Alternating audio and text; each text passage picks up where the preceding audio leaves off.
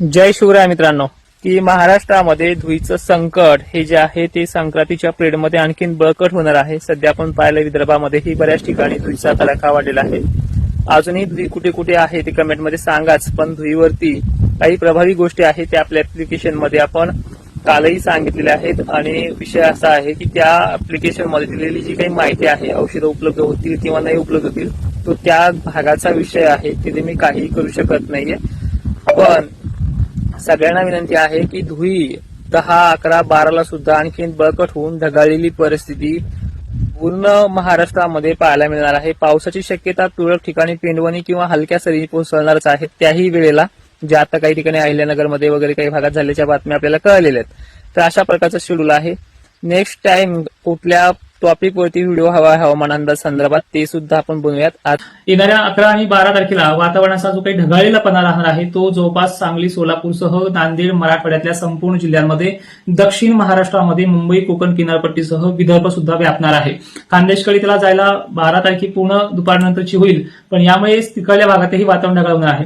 कोल्हापूर, सांगली, सोलापूर, सातारा या एरियामध्ये थोडेफार पावसाची शक्यता म्हणजे बुरबुर होईना, ढगाळलेलं वातावरण होईना, हलक्या सरी का होईना होण्याची शक्यता आहे. आणि मोठा किंवा नुकसान करेल ही पद्धत नाहीये. नुकसान फक्त धुळीच करेल. कोल्हापूर, सांगली, सोलापूरसह द्राक्ष उत्पादकांना टेन्शन वाढवणारी तारीख जी असेल ती 11, 12, 13 आणि 14 म्हणून संक्रांतीमध्ये ह्या वातावरणाचं वाढवण आपल्या भागांमध्ये दाखल होतंय. आणि ही परिस्थिती पुन्हा 2 दिवस थांबून संक्रांत झाली की लगेच 2 दिवसानंतर वातावरण थोडं पाहायला मिळेल बरं. पण लगेच 17, 18 तारखेला परत ऍक्टिव्हिटी अशीच वाढणार आहे. एका पाठोपाठ एक हा महिना निम्म्याहून अधिक दिवसाकरिता वातावरण हे धुळी आणि ढगाळले राहणार आहे. आता शेड्यूल बघा. डिसेंबर महिना कोरडा ठाक गेलाय. थंडी पण चांगली काळेकायची पडली. धुळीची शक्यता यामध्ये कमी राहिली. पण जानेवारी महिन्यामध्ये धुळीचा प्रादुर्भाव मात्र प्रत्येक आठवड्यामध्ये 2 ते 3 दिवसाला का होईना ऍक्टिव्ह असणार आहे. त्यामुळे हा महिना वातावरणाच्या दृष्टिकोनातून खराब राहणार आहे. आणि थंडीची लेवल आता काही भागांमध्ये बऱ्यापैकी कमी झाली. ह्या वेळेला पण थंडी कमी जाणवते. काही काही भागांमध्ये जालना असेल, इकडे हिंगोली असेल, वाशिम असेल, असे अनेक भाग आहेत. पण सकाळची थंडी यामध्ये मी पहिलेही सांगितले यामध्ये फारसा बदल होणार नाही, पण थोडा अंशी कमी पारा कमी होईल. आता संक्रांतीनंतर 17 आणि 18 तारखेला थंडीची जी काही लेवल आहे ती बरीचशी घसरणार आहे. रात्रीची थंडी बरीचशी कमी होईल आणि सकाळच्या थंडीमध्येही खूप असा फरक पडेल. त्यामध्ये मराठवाडा आणि विदर्भच राहील. दक्षिण महाराष्ट्र किंवा नाशिक वगैरे जो काही परिसर आहे, पश्चिम महाराष्ट्रातील एरिया, छत्रपती संभाजीनगरचा सुद्धा बराचसा भाग, तर ह्या एरियामध्ये थंडी मेंटेनली चालेल. जी नॉर्मली थंडी आपली वर्कआउट करते अशाच पद्धतीने थंडी असणार आहे. पण ऑलरेडी जर महाराष्ट्राचा विचार आपण जर केला पूर्णतः तर थंडीची लेवल आता काही अंशी कमी, त्याही 16 आणि 17 तारखेपासून कमी होणार आहे. ही एका टप्प्यामध्ये किंवा एका पायरीनुसार ही थंडी कमी होणार नाही, पण हळूहळू ती कमी होऊ लागेल.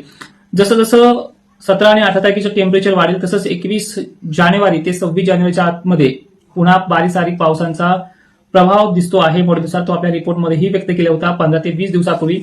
तशा पद्धतीने याही आठवड्यात आपण वातावरण पाहिलं आणि दुसऱ्याही आठवड्यामध्ये ते वातावरण काही प्रमाणात, पण तिसऱ्या आठवड्यात बऱ्या प्रमाणात ते पाहायला मिळणार आहे.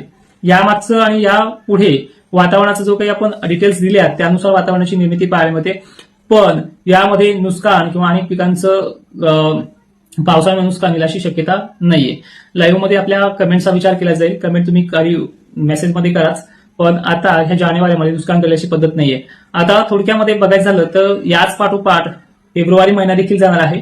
अशाच पद्धतीचं वातावरण खराब होणार आहे. पण फेब्रुवारी महिन्यामध्ये पेनवलता का होईना पाऊस पडण्याची शक्यता आहे पहिल्या आठवड्यामध्ये आणि तिसऱ्या आठवड्यामध्ये. एकंदरीत हा महिना आणि पुढचा महिना अशा प्रकारचा राहील. रिपोर्टनुसार आणि रिपोर्टमध्ये दिलेल्या माहितीनुसार तुम्ही तर माहिती पाहिली आहे मार्च एप्रिल कसं जाईल त्या संदर्भामध्ये. पण ह्या व्हिडिओमध्ये फक्त एवढं सांगेल की सध्याची जी परिस्थिती आहे ती अशाच प्रकारे कंटिन्यू महाराष्ट्रामध्ये 2 दिवसाला 3 दिवसाला वातावरण सक्रिय करणारी आहे. एकंदरीत एक नजर टाकूयात आपण मार्च आणि फेब्रुवारी महिन्यासंदर्भात. आता तुम्हाला समजलंय की 12 आणि 11 तारीख ही मोठी धुळीची आणि नुकसान धुळी करणाऱ्या धुळीची शक्यता आहे. याच्यामध्ये आपण बऱ्याचशा जिल्ह्यांचा वगैरे समावेश सांगितलाय. तर त्याबद्दलही बघा. कोल्हापूर, सांगली, सातारा, धाराशिव, पुणे, नांदेड एरिया, बीड जिल्हा, हिंगोली परिसर, यवतमाळ, नागपूर, चंद्रपूर, गोंदिया, भंडारा अशा अनेक भागांचा समावेश पुण्यासह आहे. एकंदरीत संपूर्ण महाराष्ट्र, काही नंदुरबार, शहादा भागात सुद्धा ढगाळलेली परिस्थिती पाहायला याच 10, 11, 12 तारखेदरम्यान राहणार आहे. आणि हे 4 दिवसासाठी तरी राहू शकतं. या काळामध्ये सुद्धा 4 ते 5 दिवसाची याची मर्यादा दिसते आहे. आणि ते कमी झालं की मग 17, 18 तारखेला उन्हाची तीव्रता थोडी वाढणार आहे. तर एकंदरीत जर पाहिलं तर एक धुळीचं संकट हे कंटिन्युअली आपल्याला जवळपास 26 जानेवारीपर्यंत पाहायला मिळतंय. म्हणजे अशा प्रकारच्या सिम्पटम्स महाराष्ट्रातल्या वातावरणाच्या बदलताना दिसत आहेत. आता हीच गोष्ट जर आपण आणखी थोड्या आणखीन थोड्या डीपमध्ये जाऊन सांगायचं म्हटलं तर सरळ सरळ यंदा स्ट्रगल करतोय कांदा उत्पादक शेतकरी, द्राक्ष उत्पादक शेतकरी आणि वेलवर्गीय पोलन वगैरे करणारे शेतकरी.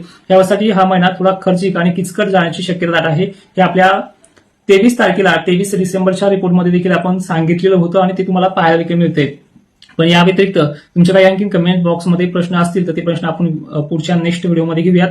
आणि कोणाला काय विचारायचं, आपण कुठून आला आहात, कुठून कमेंट करता आहात, त्या देखील जिल्ह्याची माहिती टाकत चला. एकंदरीत संपूर्ण महाराष्ट्राला धुळीचं संकट मात्र आहे. जय शिवराय, धन्यवाद.